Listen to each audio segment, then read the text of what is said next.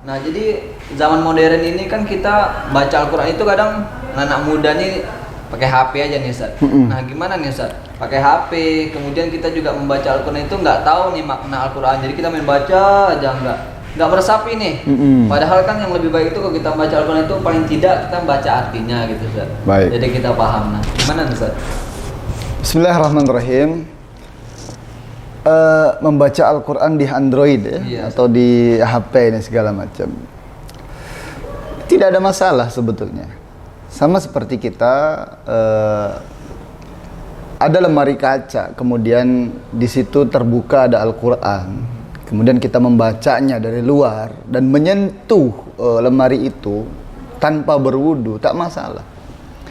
Jadi itu merupakan kemudahan yang Allah berikan kepada kita yang berada di zaman modern seperti saat ini. Kita berzikir, membaca Al-Quran dimanapun kita bisa baca gitu kan. Artinya ketika kita dalam keadaan macet dalam mobil, misal kita di kota yang penuh dengan kepadatan di Jakarta, kita mau baca Al-Quran, tinggal buka Android kita download aplikasi Al-Quran, kemudian membacanya, itu nggak masalah.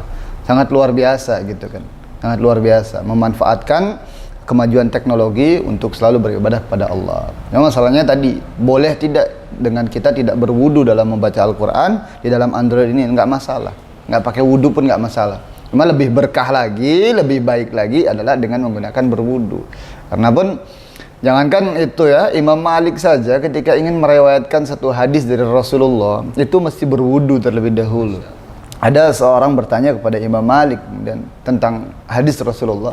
Imam Malik tidak mau menjawabnya kecuali nanti di majelisnya. Kenapa? Saat di majelisnya Imam Malik dalam keadaan berwudu. Jadi sebetulnya tak masalah kita membaca Al-Quran di dalam Android atau device kita manfaatkan. Kemudian HP ini normal saja nilainya. Jadi kalau ada yang mengatakan HP ini buruk, jelek gitu kan, tidak. Ini normal saja bagaimana kita nanti memegangnya. Kalau dipegang sama orang yang bagus, maka yang dibuka adalah Al-Quran, maksurat gitu. Kalau orang yang buruk ya buruk jadinya HP itu kan.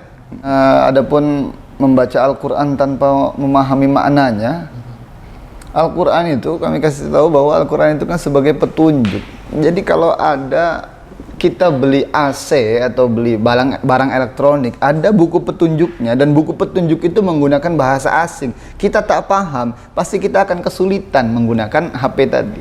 Maka lebih baiknya adalah kita memahami Al-Quran itu sendiri. Sama seperti orang diberikan mutiara, apa ya, black diamond misalnya kan, black diamond itu hitam, batunya hitam. Orang yang paham, dia pasti akan menghargai betul-betul itu. Karena dia tahu nilainya. Untuk beli kota Tanjung Pinang aja kayaknya itu, walaupun kecil gitu kan, hitam lagi kan. Tapi orang yang tak paham, dia akan campakkan begitu saja. Begitupun orang yang memahami apa isi Al-Quran, dia pasti akan menghargai Al-Quran.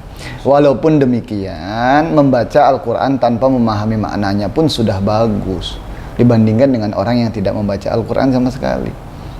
Kata Rasulullah, yang Rasulullah katakan bahwa orang yang membaca Al-Quran, man qara'a harfan min kitabillah, yang membaca satu huruf saja itu kan baca saja, tanpa memahami pun tak apa katanya. Membaca satu huruf saja, kayak alif lam mim itu sudah 3 huruf, dia mendapatkan 10 kebaikan, kalikan 3 saja itu kan sudah 30 dari alif lam mim saja itu kan. Itu membaca saja tanpa memahami. Makanya ada satu kisah di antara sahabat itu, ada sahabat yang membaca Al-Quran, kemudian ada kudanya Usaid bin Hudor kalau nggak salah. Usaid bin Hudor membaca Al-Quran tengah malam, kemudian kudanya itu berontak.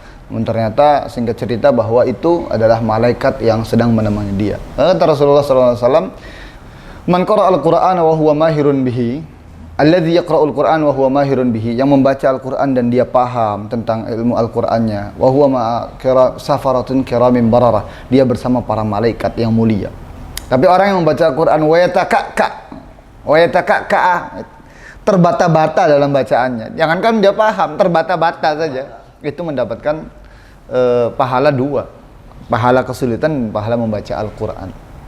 Nah, makanya kita balik lagi, kalau membaca Quran saja tanpa memahami maknanya, tadi saya katakan nggak apa-apa ya, bagus gitu kan, baca Al-Qurannya sudah bagus. Tapi kita perlu tahu lagi, orang kafir pun membaca Al-Quran, bahkan tahu maknanya. tapi mendustakan maknanya gitu kan. Maka yang paling baik adalah kita membaca Al-Quran, paham maknanya dan mengamalkan. Nah, itu Bang Arif.